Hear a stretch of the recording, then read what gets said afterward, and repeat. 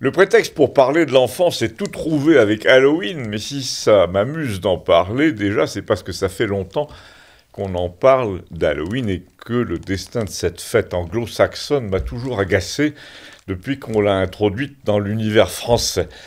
Latin, italien, espagnol aussi, partout en Europe latine. Elle a été introduite de façon délibérée et de force dans les années 90 pour des raisons qui n'étaient pas que commerciales, mais aussi qui relevaient du colonialisme culturel. Il s'agissait de montrer qui était le patron culturellement en Europe, et l'Amérique a tenu à nous rappeler que c'était elle, avec beaucoup de cynisme, parce qu'en nous imposant les citrouilles, elle imposait parallèlement tout le reste, le festival du cinéma américain Deauville, les armadas de cinéastes américains à Cannes, les Taratata spécial Bruce Springsteen sur fond public, les élites françaises du genre Kosciusko-Morizet, Jean-Marie Messier, Bernard Fixot, Christine Lagarde, Arthur, etc., qui ont tout un pied à New York. Tout ça débouche sur quoi, 20 ans après, sur le vol de l'or de la Banque de France par Sarkozy, dont le fils est soldat américain, sur le rachat ultra suspect d'Alstom par exemple, et sur cette soumission permanente à laquelle nous assistons impuissants, enfin pour l'instant. Donc là, avec Halloween, on nous vole aussi l'imaginaire de nos gamins, on le détourne du folklore de chez nous qui passe par les contes européens, par le joueur de flûte de Hamelin, les contes de Grimm, etc., pour nous servir à la place une pâtée mondiale orange et noire qu'on retrouve absolument identique d'un bout à l'autre de la planète, de l'Argentine à Singapour. Donc malgré l'abonné au Monde qui évidemment a essayé de m'empêcher d'aborder ce sujet, en disant que ça n'avait aucun intérêt, j'ai rappelé à nos amis présents chez moi, dont Vladimir, qui était là par le biais de Zoom, vous savez, cette application qui permet la téléconférence, qui était là donc en direct de Budapest. J'ai rappelé que j'avais traité le sujet Halloween, sujet qui à l'époque n'existait pas. Je l'ai traité dans le Figaro sur une colonne entière sous le nom US et coutumes en 1992 par là. En disant, vous allez voir, c'est le début de la soumission. Je disais, attention, on parle plus de séduction culturelle. Là, on nous impose Halloween de manière délibérée, planifiée. Et donc, pourquoi? À quoi ça sert, disais-je? Vous allez me dire quel est le rapport que j'ai annoncé avec le sujet de cette chronique d'aujourd'hui, qui n'est pas Halloween, mais l'enfance et la jeunesse abîmée par l'école, même et surtout en milieu rural. Alors, je vous dis stop déjà, à titre liminaire, comme je l'ai dit à l'abonné au Monde, inutile de me dire, est-ce que vous avez des enfants, vous? Inutile d'essayer de discréditer ce que je vais en dire. J'ai en ce moment 3 enfants sous les yeux, de 10 à 3 ans, chaque semaine, qui racontent leur semaine chaque dimanche à leur mère pendant le déjeuner, et pendant que je suis là. Leur père, d'ailleurs, me presse de relayer dans ma chronique ce qu'elle me dit de l'école primaire. Et ben voilà, c'est fait, c'est ce que je fais. J'ajoute qu'en outre, la mère est prof à Villeneuve en classe de première terminale, donc elle a les bonnes lunettes pour parler de ce sujet, et j'en parle à travers elle. Mais revenons à Halloween, puisqu'il y a un lien entre cette fête que je réprouve depuis 30 ans en pays latin, on l'aura compris, et l'éducation bas de gamme dont on va parler aujourd'hui. Ce lien, c'est la pauvreté, hélas. Quand je parlais d'Halloween en 1992 dans le Figaro, je disais à peu près textuellement: c'est un truc qui essaye de s'introduire en France par le biais des élites parisiennes. Vous savez, celles qui vont passer 4 jours à New York à la Toussaint et qui trouvent ça formidable de faire la fête avec des citrouilles dans Paris plus tard, ça leur rappelle Broadway, c'est tellement chic. Et bien, 30 ans après, c'est plus chic du tout. On peut même dire que l'image d'Halloween a complètement perdu son côté snob anglo-saxon. Les déguisements qu'on achète dans les boutiques à la mode à Paris pour ressembler aux jeunes héros des films américains, à Paris ou ailleurs d'ailleurs, c'est désormais l'affaire des supermarchés et des fast-foods. Et en fait, de boutiques de luxe, les Marks & Spencer, les Harrods, les Saks Fifth Avenue, c'est fini, c'est devenu Jiffy et la foire fouille. Et là, je dis à Gustave, des fois je me demande s'il y a quelque chose de plus dérisoire, de plus ringard qu'un rayon Halloween dans un Jiffy de Châteauroux un mardi après-midi à 15h. C'est du mépris de classe, ça, dit l'abonné au monde. Non, non, pas de classe culturelle. Déjà, il y a un truc, c'est que, de même que ce folklore est passé de la bourgeoisie chic aux pauvres en 30 ans et de Paris à la banlieue, ben, il est passé ensuite aux grandes villes, à la province. Donc nous, à Campagnol, ça fait 10 ans que nous sommes concernés à peu près. Quand tu vois un rayon Halloween au Super U de Villeneuve, tu te dis qu'on est tombé quand même très bas. Moi, a dit la femme de l'abonné au monde, j'ai interdit à ma nièce, c'est bien simple, de donner dans ce folklore idiot, et chaque année, pendant Halloween, je lui offre exprès une poupée de porcelaine avec ses accessoires. Cette année, j'en ai trouvé une en Russie, par Vladimir d'ailleurs. Et là, elle nous a montré sur son téléphone la photo, en effet, d'une poupée d'un réalisme parfait, très grande d'ailleurs, la poupée, pendant que Vladimir, à l'autre bout de l'Europe, à Budapest, confirmait en disant, en tout cas ici, à Budapest, on a compris le lien entre Halloween et la politique américaine, et c'est très très impopulaire. Il paraît, a dit la Monnaie au Monde, qu'il y a eu une grande manif contre le président hongrois. Oui, oui, a dit Vladimir, organisé par la CIA. Ben, laissez tomber. Il fait 80% aux élections, le président d'ici. En tout cas, la dernière fois que j'ai séjourné à Kiev, il y avait des citrouilles partout, et ça n'avait rien d'étonnant, parce que eux, ils sont littéralement sous occupation américaine depuis des années, et désormais, les Hongrois ont compris que Halloween était non seulement américain, mais européen, ce qui est devenu la même chose, donc pas question de citrouiller ici. Et ils viennent de défiler, j'y suis allé là, la vraie manif, c'était celle là qui vient d'avoir lieu devant le Parlement, qui ressemble à Westminster, vous savez. Il y avait un monde fou, et le slogan c'était « L'Europe politique, c'est la guerre ».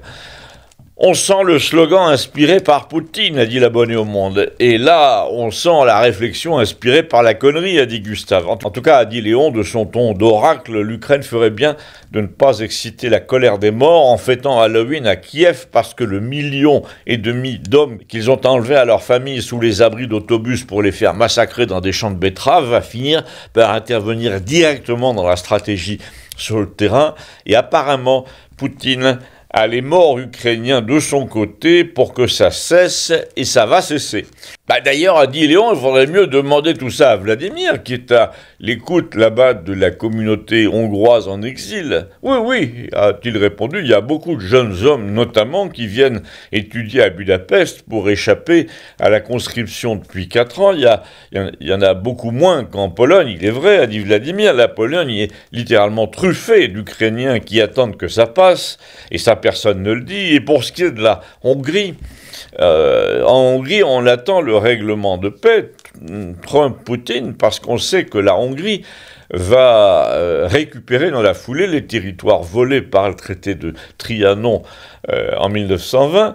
Du coup, la Pologne aussi, la Roumanie idem. Donc on va peut-être voir finir enfin cette Europe antinaturelle qui ne sait rien faire d'autre que réglementer les peuples pour les faire taire, pour les intimider, pour leur faire oublier l'histoire qui les a séparés et dévastés.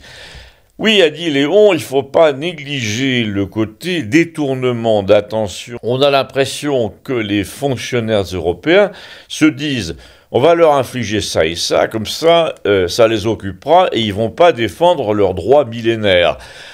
Par exemple, pour les normes anti-pollution, pour les vérandas, pour le bois de chauffage, pour les conduits de cheminée, pour la pêche au bouchon. Ils multiplient comme ça les petites règles pour les petites gens, alors que parallèlement, eux, ils construisent des bateaux de croisière monstrueux, ils dévastent des hectares entiers en agriculture avec leurs éoliennes, ils empilent les containers sur les océans. Par exemple, ils te parlent de réduire le taux de CO2 dans les villes pour éviter que tu tousses, mais parallèlement, ça ne les gêne pas du tout de parler dans les bureaux, dans les conférences d'armes nucléaires tactiques. Et là, c'est la moitié de la France et de l'Allemagne qui mourraient en moins de 2 ans et dont l'air deviendrait irrespirable pendant des milliers d'années. Ça n'a pas l'air de les gêner davantage. Ensuite, l'Europe est confrontée à tellement de menaces comme l'immigration imbécile et la pauvreté violente, les conséquences du vaccin aussi, qu'en brandissant sans arrêt la pollution des villes ou la menace russe, elle essaie tout simplement, l'Europe, de nous faire penser à autre chose. À propos, il dit, tu sais que je devais partir demain pour passer 2 jours à Barcelone avec le chien. Eh ben, j'ai annulé. Parce que je me suis aperçu tardivement, au dernier moment, que depuis mon dernier séjour à la même époque, l'an dernier, 2024, ils avaient fait passer en douce la plupart des villes espagnoles de plus de 50 000 habitants sous un régime de flicage écologique du genre ZFE, avec enregistrement obligatoire du véhicule, permis de circuler provisoire de 7 à 20 heures, amende, caméra, enfin pareil en Italie, a dit Gustave, pareil à Bruxelles, a dit Bernard. Et là, Vladimir a parlé de Budapest, de fascisme européen à propos de tout ça. Il a dit rien du même genre à Budapest, en Hongrie. Ils interdisent les camions en cas de smog, c'est tout. Quand je pense et je dis que je suis allé à Athènes avec 2 copains en 72 dans une méhari, ça fait rêver. Et nous voilà partis sur l'absence de liberté qui est devenue une lèpre européenne, a dit Gustave. Parce que c'est mieux en Asie peut-être. Mais m'a-t-on dit, reviens plutôt s'il te plaît à ce que tu voulais dire sur les enfants et sur l'école. Oui, nous parlions d'Halloween qui attire l'attention de plus en plus sur un phénomène assez triste, hélas, la fracture sociale que cette mode américaine inflige depuis 30 ans à la plupart des sociétés sous occupation américaine. Et peu à peu, Halloween est passé du statut de fête pour privilégiés, qui avait fait le voyage à New York, à fête pour ringardos qui n'auront jamais les moyens de se payer quoi que ce soit, surtout pas le voyage à New York.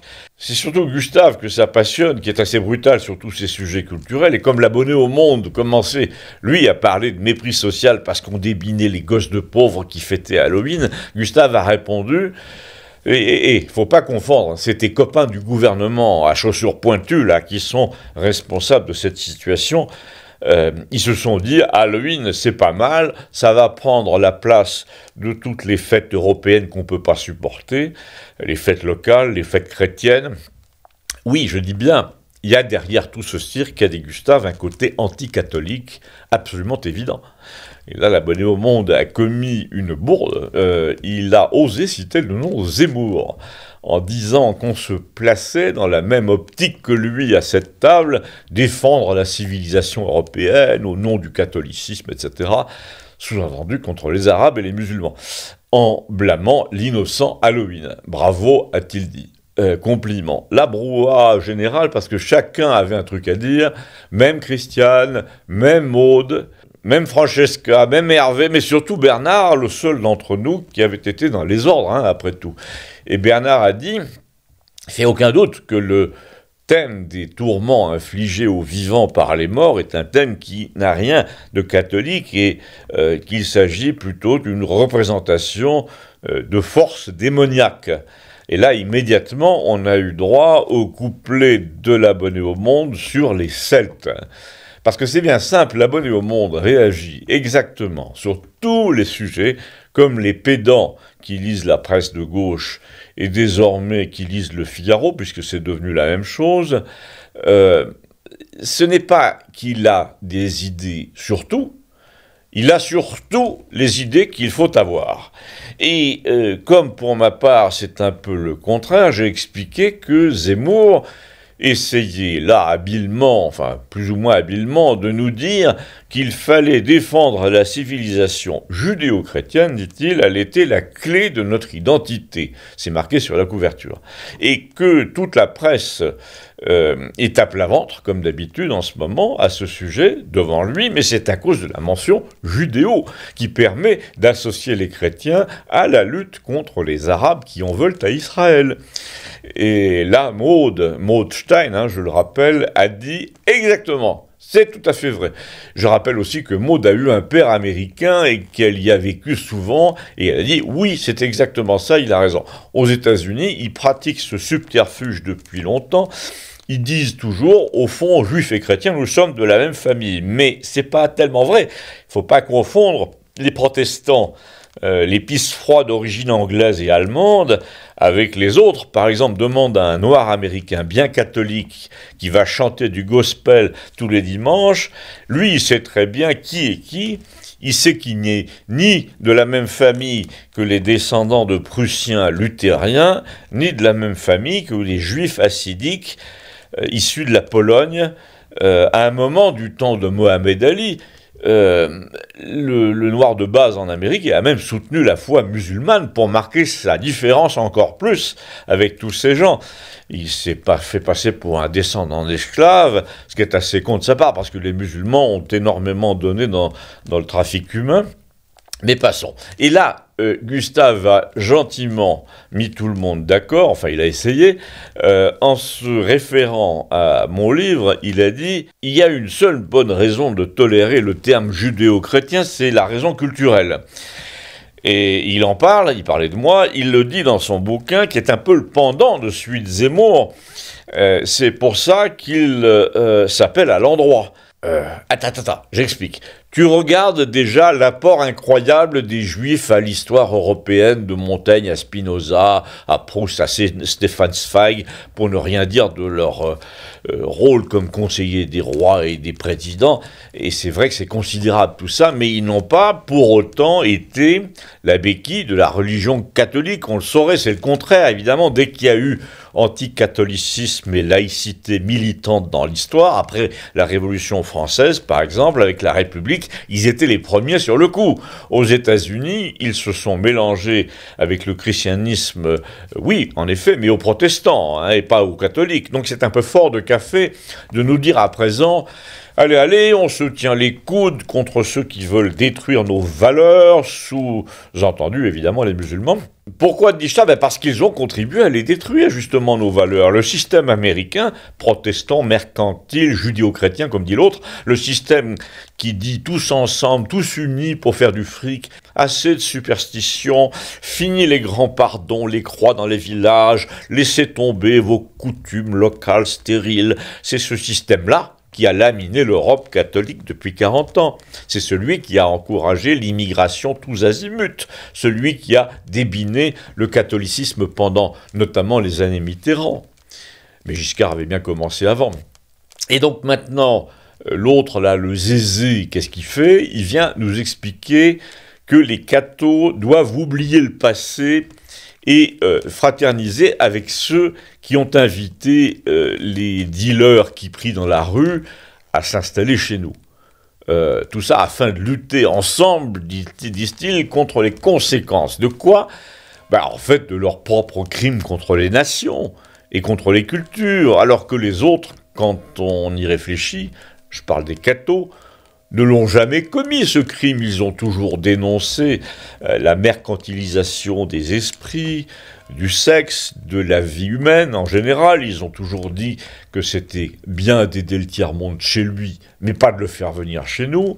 Et quand l'autre Zemmour, là, je le répète, dit « Allez, on est tous cathos, puisqu'il le faut », les cathos répondent « Dis donc, apparemment, si c'est seulement puisqu'il le faut, c'était gentil, mais non, merci ».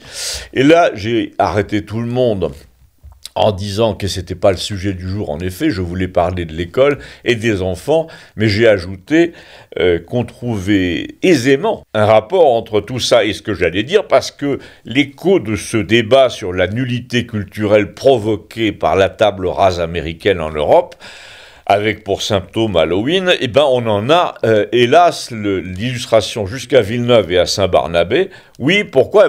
Déjà parce que les enfants, disons, de milieu modeste insistent à l'école pour parler de Halloween et pour aller frapper aux portes, pour avoir des bonbons et pour se déguiser à la récré, pendant que les autres enfants, ceux de milieu plus aisés, répugnent de plus en plus ostensiblement à pratiquer tout ce cirque. C'est un peu la France, vous pouvez répéter la question, contre l'autre.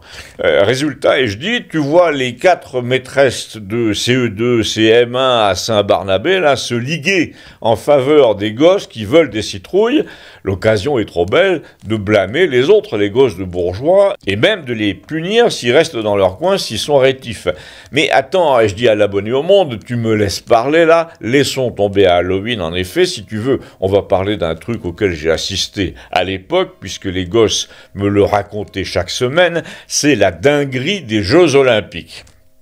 Pendant un trimestre entier, les gosses d'ici ont bien été formatés par leur maîtresse de Saint-Bar pour donner dans tous les panneaux publicitaires sur les jeux, les chansons, les danses olympiques, tout tourné autour de ça. On découpait des fiches pour représenter les équipes des différents pays.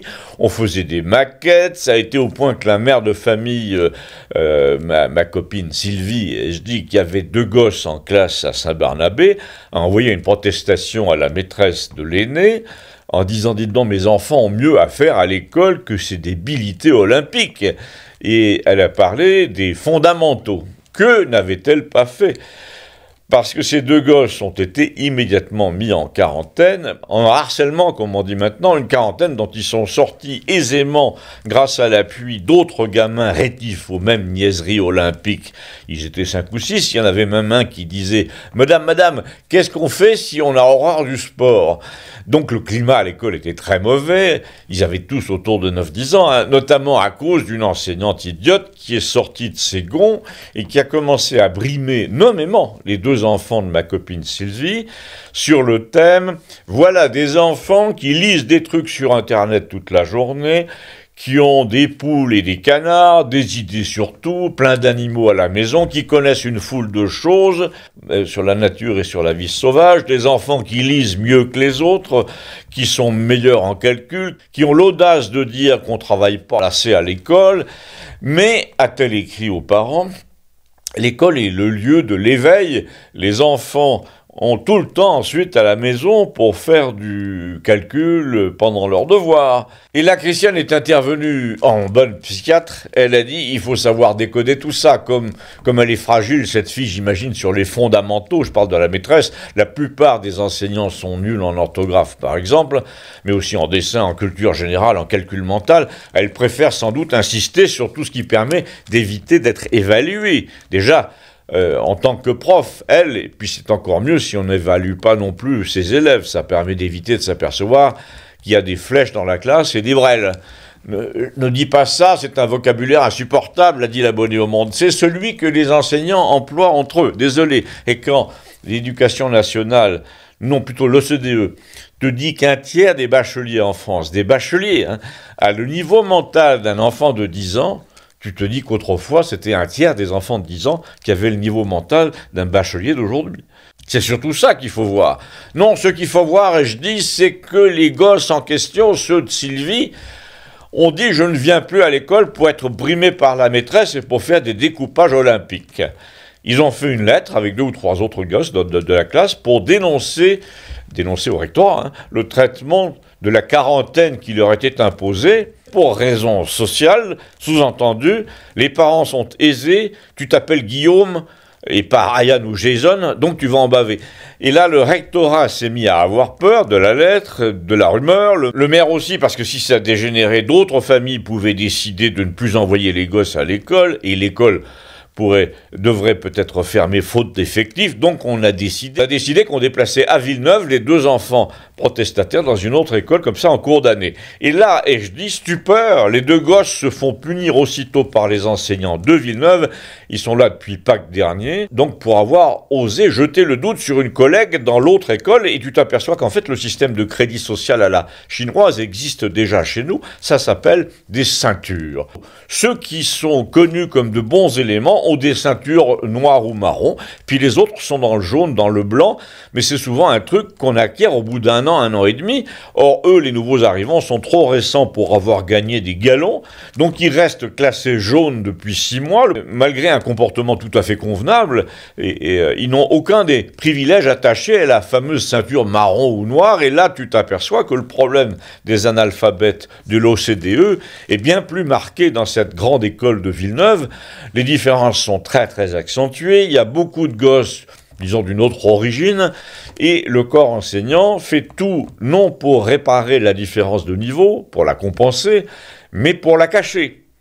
Donc, par exemple, on ne fait plus que des activités du genre découper des photos de joueurs de Ligue 1 pour les coller sur le mur. Alors là, tout le monde est d'accord, ça écrase le niveau, et c'est évidemment là qu'on en revient à coller des citrouilles partout et à éviter de parler de Noël. Parce qu'il faut voir que l'éducation nationale, assez perverse, envoie exprès au fond d'un pays rural des filles, des enseignantes qui sont souvent des filles qui parlent le wesh wesh et qui viennent de la banlieue et du Nord, et puis elle envoie des filles d'éleveurs bien agricoles qui ont réussi l'école normale ici, dans la banlieue de Lille ou de Paris. Le résultat, c'est qu'à la rivalité de niveau qui a toujours existé, il y a toujours eu des cancres et des cadors, s'ajoute maintenant une rivalité sociale où les cancres maltraitent les cadors pour des raisons que les enseignants eux-mêmes encouragent. Ils blâment les enfants de bourgeois et de couples stables en leur disant « Toi, c'est normal, tu as eu toutes les chances dans la vie au départ ».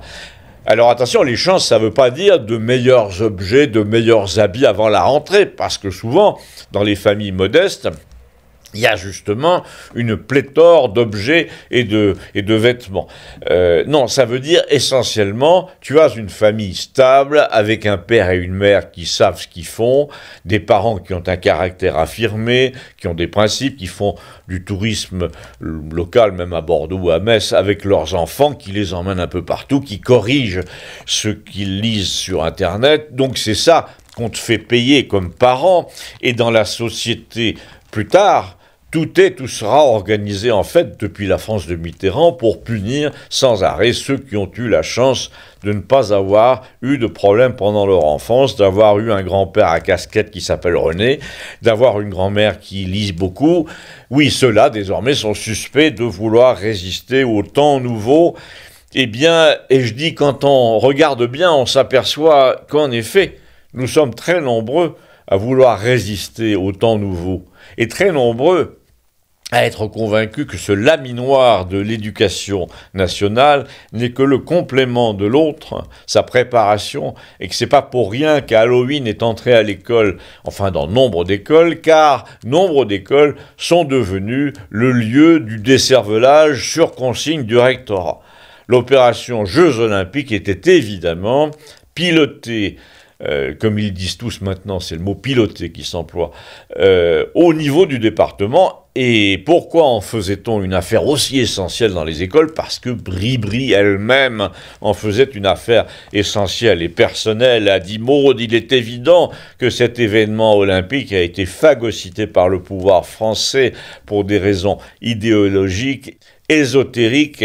C'est Léon qui m'en parlait l'autre jour et qui m'a dit il y a eu dans cette machine une intention, c'est vrai, un propos, un message qu'on a fait passer à la terre entière. C'était bourré, cette cérémonie d'allusions. Les gens dans la combine se sont parlé entre eux, en quelque sorte. Tu veux dire les initiés? Justement, je ne voulais pas employer ce mot-là, mais pourquoi pas? Message selon lequel l'humanité célébrait son affranchissement des règles odieuses. Elle secouait le joug. Alors les règles odieuses, c'était quoi? Les règles d'inégalité sociale, mais aussi d'inégalité entre les sexes, d'inégalité entre les âges. Il y avait plein d'enfants dans ce tableau olympique. Moi, je suis entièrement d'accord avec Léon.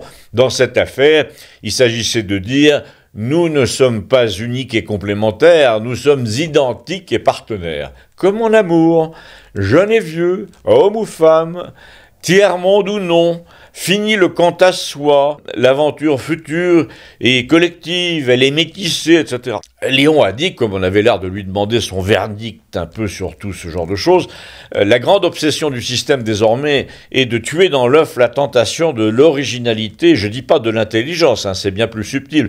Évidemment que l'école n'a pas pour ambition d'aplatir les différences en matière de niveau en maths, par exemple. Moi, je suis de l'ancien temps, comme la plupart ici, mais je sais très bien qu'il n'existe pas d'enseignant qui s'énerve quand un gosse sait résoudre une équation avant les autres. À moins que le prof ne soit vraiment nul lui-même, c'est-à-dire jaloux, a dit Gustave, auquel cas, il prend ombrage de l'intelligence de son élève. C'est possible, et ça m'est arrivé, a dit Léon, mais on va raisonner comme si les profs avaient tous le niveau requis. Eh bien, le crime absolu aujourd'hui, à leurs yeux, c'est que ton regard soit différent. C'est ce petit truc en plus qui fait que tu n'as pas le même point de vue que les autres. Je vais prendre un exemple. Tu vas à Saint-Barnabé par la départementale, tu vois toujours le même angle en arrivant dans Saint-Bar, alors que si tu y vas en coupant par le chemin de grande randonnée avec ton VTT, par exemple, c'est plus du tout le même village, le même paysage, les mêmes volumes. Déjà, tu arrives par le pont et tu vois toutes les façades devant toi d'en bas, en plus, en perpendiculaire. Donc pour les maths ou la littérature, c'est exactement pareil. C'est ton regard qui change, ton point de vue, et du coup ton imagination n'est pas la même pour les parties cachées, les implications d'un raisonnement. Si tu ne changes jamais d'angle, tu n'auras jamais le génie qui va avec les perspectives différentes. Donc ce que dit notre ami c'était moi, à propos de l'éducation, est très important pour la société entière. Ce qu'ils veulent maintenant, visiblement, c'est un même angle sur tout. Et tu retrouves exactement ce même débat dans les discussions sur l'intelligence artificielle. Oui, il y a ceux qui veulent mettre tout le monde à la même intelligence artificielle. Prenons par exemple l'éducation des enfants. Prenons l'éducation des langues, ou à la lecture, ou à la musique. C'est vrai, on doit admettre qu'il y ait des enseignants parfaitement nuls qui éteignent les gosses plutôt qu'ils les braquent, qu'ils les referment. Donc pour lutter contre ça, on va se dire, mettons-les en présence d'une intelligence artificielle qui, elle, ne se lasse jamais, qui ne se fâche pas, qui ne gronde pas, qui va toujours directement vers les notions par le plus court et le meilleur chemin, et ils vont finir par la préférer à tous les autres modes d'apprentissage. Donc, a dit l'abonné au monde, ils vont tous penser la même chose.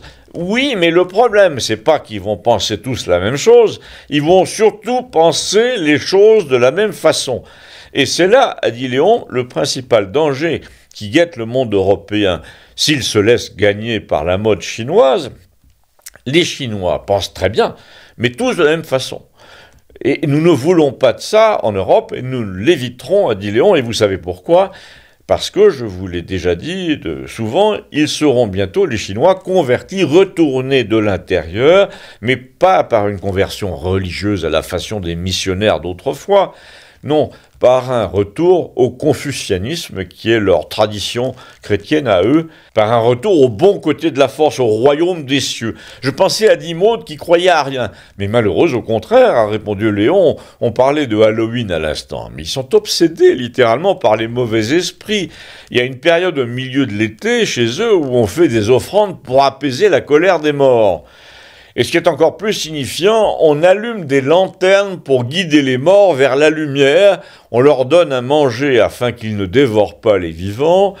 C'est quand même pas très confucianiste et chrétien tout ça, dit Gustave. Si, ça correspond chez nous à l'enfer, c'est le même principe, au contraire. Les lanternes qui guident les morts vers la lumière, c'est pour convaincre les morts de cesser de nous importuner, en continuant à convoiter des biens terrestres, la nourriture, l'argent. En Chine, on donne de l'argent aux démons pour acheter leur patience.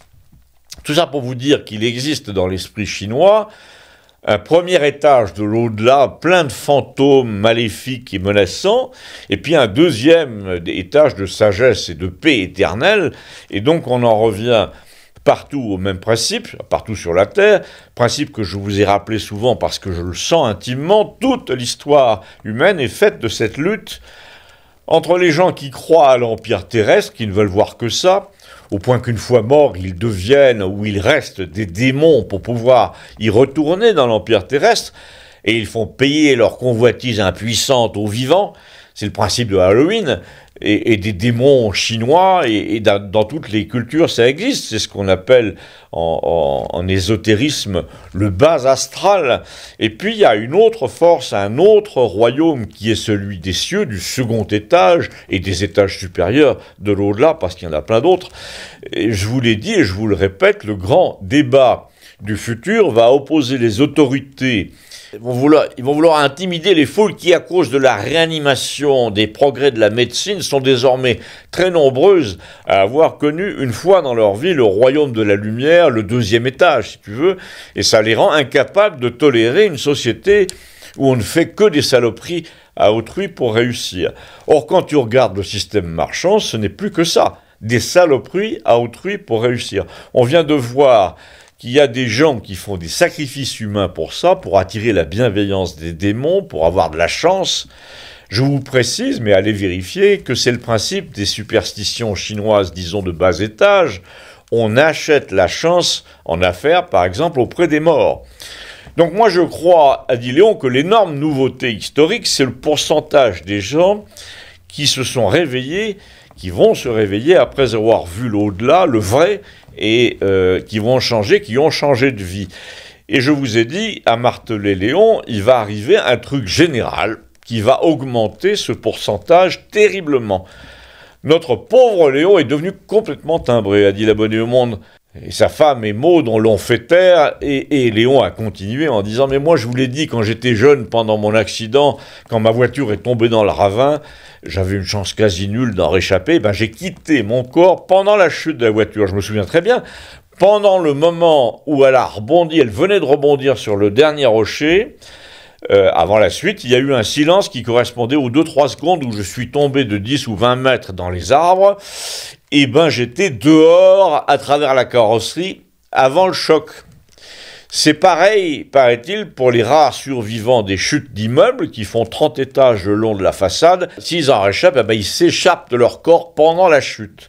Je vois pas le rapport. Si, la moitié des hommes va s'échapper de son corps pendant la chute et va survivre parce que ce sera une mort imminente, mais pas irrémédiable. Et là, elle ne pourra jamais plus vivre de la même façon et l'histoire va prendre un nouveau tournant, comme après chaque impasse du même genre. Moi, je crois assez à ce qu'il dit, a dit Maud, et je serais même prête à croire que la fameuse comète Atlas, là, est un vaisseau. Non, pas un vaisseau, une sonde, a dit Léon, je vous l'ai dit. Une sonde, mais là, on va le savoir très rapidement. Après-demain, je crois, on va recommencer à pouvoir mesurer sa trajectoire. Parce que pour l'instant, elle est derrière le Soleil. Admettons, a dit l'abonné au Monde, que tu as raison, et alors, qu'est-ce que ça apporte? Non pas admettons, a répondu Léon, n'essaie pas sans arrêt de couvrir le raisonnement d'autrui, de ton approbation ou de tes doutes. Là, je te parle pas de théorie, je te parle de faits scientifiques établis. La trajectoire jusqu'ici est connue, on va voir ce qu'elle devient, si elle reste naturelle, elle est déjà assez peu conforme aux lois de la gravité, ou si elle devient vraiment artificielle, c'est-à-dire mue par une énergie propre du vaisseau, un combustible, si le vaisseau sonde accélère, par exemple, on saura ce qui relève de la gravité et ce qui relève de l'énergie propre.